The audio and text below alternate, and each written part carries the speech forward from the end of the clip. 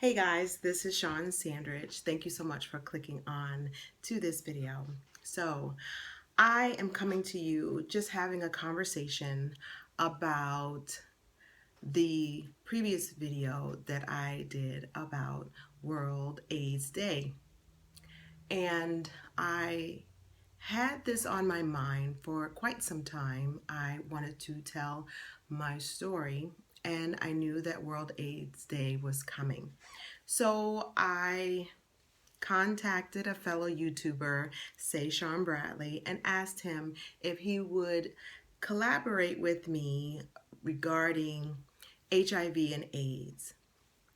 We come from different perspectives and we have different experiences and different stories, but I thought that giving my perspective as a heterosexual woman and Shawn as a gay man would bring a better awareness about the different perspectives, and I think we both have significant stories to tell. This video, at least on my end, is not going to be about statistics and it's not going to be about history. Shawn has done a superb job in his past videos regarding the history of HIV and AIDS. I will give you my perspective about how I grew up, but he has done a great job of laying out the foundational timeline about HIV and AIDS. So I'm hoping that he will link that video. But what I wanted to do was give you my HIV story as a heterosexual woman, as a Black woman. My category of being a Black woman and contracting HIV is a huge category. And I think that it is a cautionary tale that women should listen to. Women should listen to, men should listen to, because it was a life changer for me, this experience. So I'm not going to go into a lot of a story time. I will say that I just want to preface this video that my video is not to offend anyone. It is not to give anyone any, it's not to do judgment. It is to really, I want the takeaway to be several things on what I have to say. And that is, one, you should always be aware. You should do your due diligence. You should ask the hard questions with your partner or partners. And the number one thing I want there to be a takeaway for everyone that watches this video is that you are the gatekeeper of your body, and that the only person who has the most ultimate responsibility of protecting themselves is you. So I am 46 years old today. However, this experience happened when I was 21. And also the gentleman that I was involved with, he's not going to be named, he had actually told his story, I believe about a year ago, and I read it, and my name was not mentioned, and so I'm going to definitely honor that. And his name doesn't matter. What's important is the story. And he gave his perspective. And after I read it, I thought I should, I wanted to do something, but I didn't know what. So I just kind of sat on it. And now that I've had this platform, I thought this would be a great time to tell my story. I really haven't talked about it with a lot of people, and not to hide it or to be embarrassed about it, because it's life. But I just didn't know when I should tell. Now, I have very strong views about sex and about all there is about it, but I'm more about taking care of yourself, and that you have that ultimate responsibility. So the gentleman that I was involved with, I had known through high school. We were very close friends, and he was my puppy love. He was my crush, and I adored him, and everybody in our social circles knew that I carried a torch for him. Uh, we were just friends through high school. Nothing ever happened, but I just liked being around him. And it was, looking back, it was quite innocent on my end. And um, it was, sweet. So fast forward, we graduate from high school. I joined the military, and he goes into college. For those of you who are first coming to my channel, I am from New York. So this all happened really in New York City. But during the time that we were in high school, many of my friends had told me that he was gay and that I didn't have any chance. I really didn't believe them in many ways because I didn't know what that was all about. And he's a first generation American. His parents came from Cuba. So they're very, very traditional family. So I really did not put my finger that that was even a possibility. But of course, many people had told me that, and I really didn't care to listen to them. I would come home and visit New York, and he was always there to show me around and take me out because my mom did not let me do anything fun when I was in high school. And so now that I was an adult and on my own, I got to see a whole other life of New York City life, and all the things that I was never privy to. And so he really just, really just treated me like a princess when I would come home. The friendship turned into a romantic relationship, and many times we would, we carried our, love affair through letter writing and calling because there was no internet and there was no email and there was none of that. This was the 90s. And when we considered the idea that we were going to take this to out of the friendship into a romantic relationship, that is when we had a lot of conversations. Now, I say that I'm 46 because I wanted to give you a brief background. And again, Shawn he's done a great job. Now, as a preteen, growing up in the 80s is when every news story was about HIV and AIDS, and there was no name for it. All we knew is that men were dying, primarily gay men, and that we didn't know how it was contracted. So growing up in my preteen and teen years, HIV and AIDS was very much a major conversation. And protecting yourself was a major conversation. MTV and BET had slogans: no glove, no love, know your status, get tested. And it's important to understand my background because the stigma of HIV, the stigma of AIDS was really, it was a horrible disease. No one wants it today, but to have contracted HIV or to get AIDS, you were pretty much a leper. The social stigma of HIV, contracting it, your family didn't get involved with you. Nobody wanted to, health workers didn't want to be involved with people who had HIV that were known to have HIV or AIDS. This was the time where Magic Johnson had, said that he had HIV. Greg Louganis, the Olympic diver who got injured, he had to reveal he had HIV. No one wanted HIV. The idea of being in the room with someone who had HIV, and God forbid someone who had AIDS, the stigma was socially unbearable, to be honest.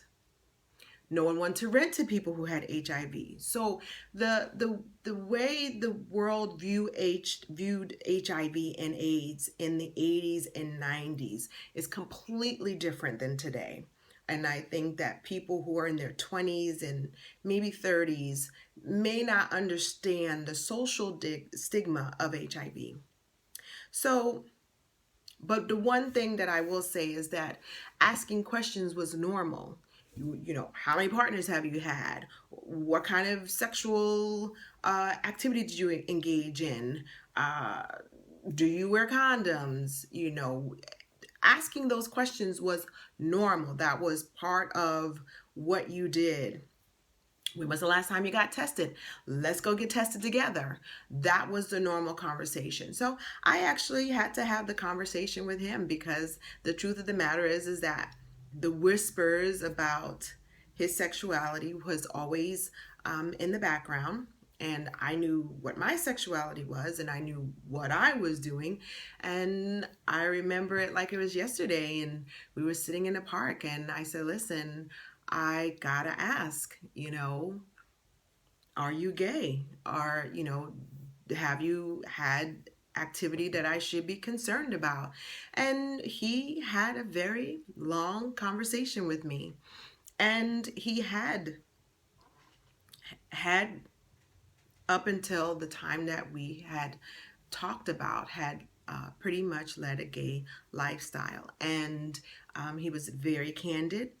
And and he warned me that he said he would tell me everything. And he did. And he was very open and he was very honest and wanted to know, you know, if that scared me, if I wanted to kind of move forward. And I was concerned because, you know, it was a lot and it was definitely not my sexual history. And I was concerned. However, I was young and I did love him as a person. And as far as I was concerned, my dreams was coming true. That I was going to finally be with this person. We were going to date and all that. And I was going to have a future with him. Uh, he told me he loved me and I believed him. He told me that being in a monogamous relationship was not difficult for him and that I didn't have anything to worry about. And I felt assured.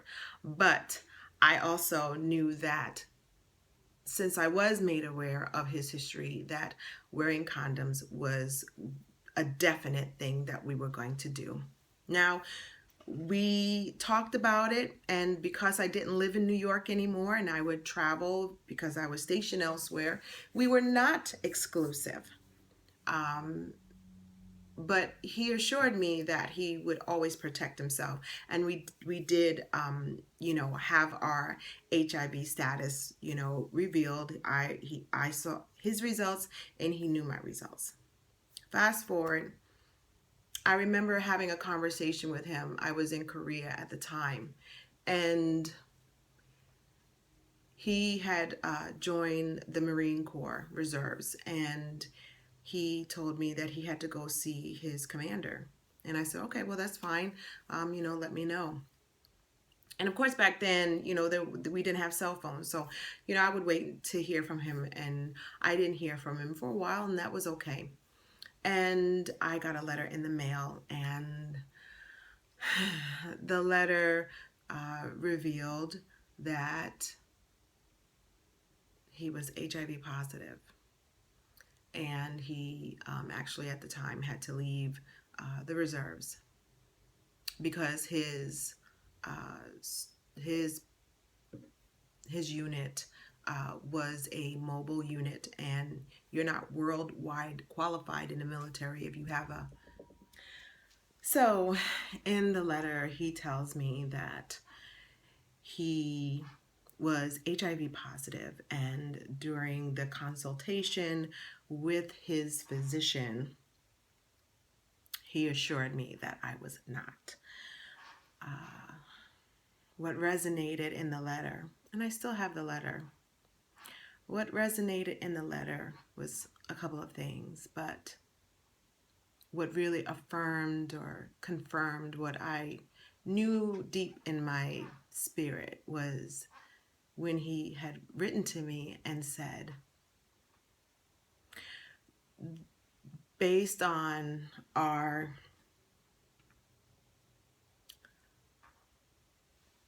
the fact that I we wore condoms made me highly unlikely that I had contracted HIV.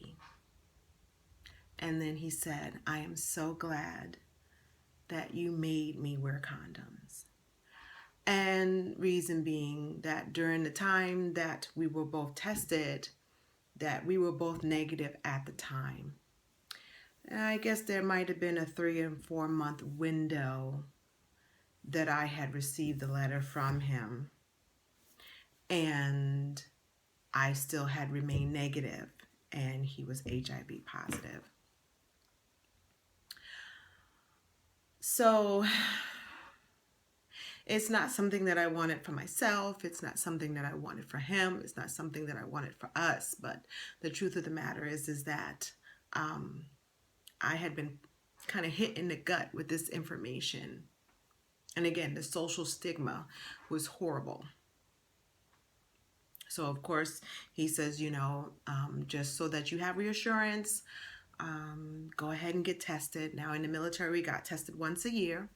But I got tested for my own peace of mind about every 3 months. I had been involved with someone at the time, and I had to tell him, and we both got tested and we were negative. Incidentally, I made sure I got tested another year just for my own peace of mind. But during that time, it was like sitting with this information and you really didn't know how to digest it.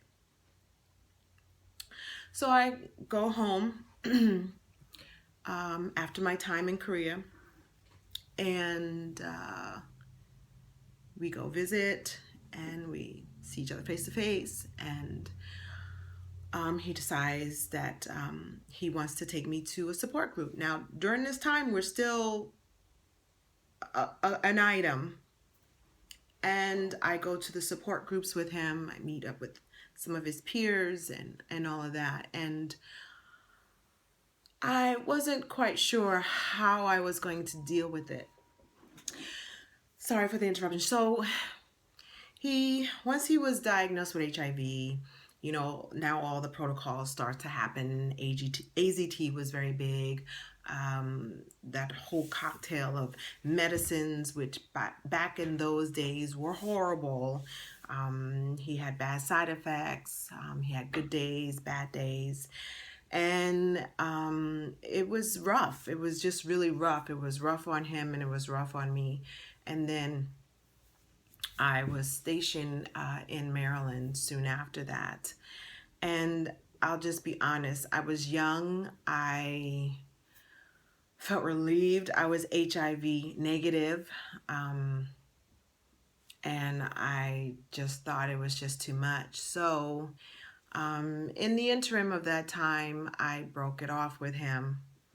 And he was quite upset, and rightfully so, because I didn't do it in the best way. I don't know how well a 21-year-old breaks up with someone well, but in retrospect, it wasn't the best way. But things just didn't sit well. The social aspect, I felt like I had dodged a bullet. I just kind of wanted to get on with my life, and I just didn't want to deal with all of that. And so it was about maybe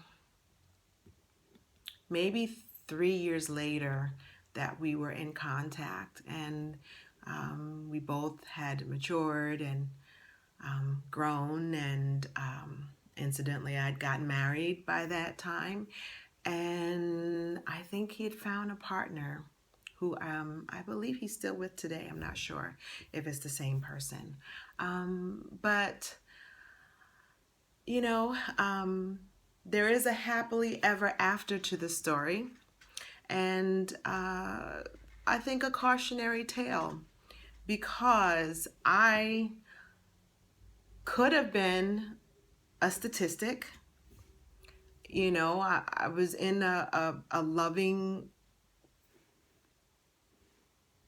situation where in many situations you decide not to wear condoms, and it was not something that I could always say felt strongly at saying no, but my mind always prevailed over my heart that protection was number one. It was a non-negotiable thing. And even if I had a weak moment where I didn't want to make him wear a condom, wearing a condom was going to happen if we were going to have any kind of intimacy involved. I'm certain that me being vigilant and protecting myself and to protect him was my saving grace in not contracting the disease. I believe that being open and honest helped in that as well, in his part and in mine. I do believe that even though today we've made such great strides socially, medically, having support, it was not the same as it was in the 80s and 90s. The gay community definitely had their cell or their own little network, community of support. But being a heterosexual woman, there was no support. And I felt very isolated. I felt very ostracized in some ways. I didn't feel part of the community. I really didn't. I felt very much like an outsider. Even though I was the girlfriend, I felt very much an outsider. And that left me feeling very uncomfortable. And when you feel isolated, it's not a way to move forward in any relationship. So for my own peace of mind, I had to break it off. I had support from my mom with the relationship. She adored him, and she really wanted nothing but the best for him and for me. And if I wanted to continue the relationship, she was on board with it. I mean, I think she was concerned, but she knew how I felt about him, and she knew he was a good person. And if I wanted to take that on as an adult, she never discouraged me. She never said anything ill about the situation. She was just a mom and who was cautious, but always kind and always loving. And so I really appreciated that about her. She was never judgmental or opinionated when it came to those things, which helped me in the beginning continue the relationship. But once I made my decision, she was definitely on board with it as well. So fast forward, here we are in 2016, and some things just don't change. Like I said, the medicine and the stigma has been removed, but I do believe that you really need to take care of yourself, protect yourself. And I would say that it seems as though we've kind of reverted backwards in some ways about wearing condoms and asking those questions. And a lot of women who are in my age group now, and say in their 30s, late 30s, mid 40s, 50s even, who have been out of the dating game and is going back into the dating scene, don't ask those questions or are afraid to ask those questions, as if asking your potential sexual partner to wear condoms is a translation of their character. No, it's an issue of health and safety. And the no glove, no love slogan should always be applied unless you two are going to go into it with open eyes of what your potential risks are, and know your status, and both get tested and have those open and honest conversations. I think if you do those things, you will have a wonderful relationship, however you choose to have it, and a healthy one. And there's nothing more of a peace of mind than having your good health. So don't forget to get tested, ask the hard questions. Don't be afraid to make your partner wear a condom, because it's your life. and it can be a lifesaver. So I hope that you find my story as a story that might resonate with you or a friend. If you have been one who have been lax on wearing condoms, maybe my story will help you put it all in perspective about what that means. It's all about protection. Everybody that I have a chance to talk about things like that, I do strongly suggest don't be afraid, because fear and not knowing and thinking that it's not going to happen to you can cost you your health and your life. So, as I always say, take care of yourself and each other. And I'm going to let Shawn tell his story, and I hope that you also find value in that as well. Bye.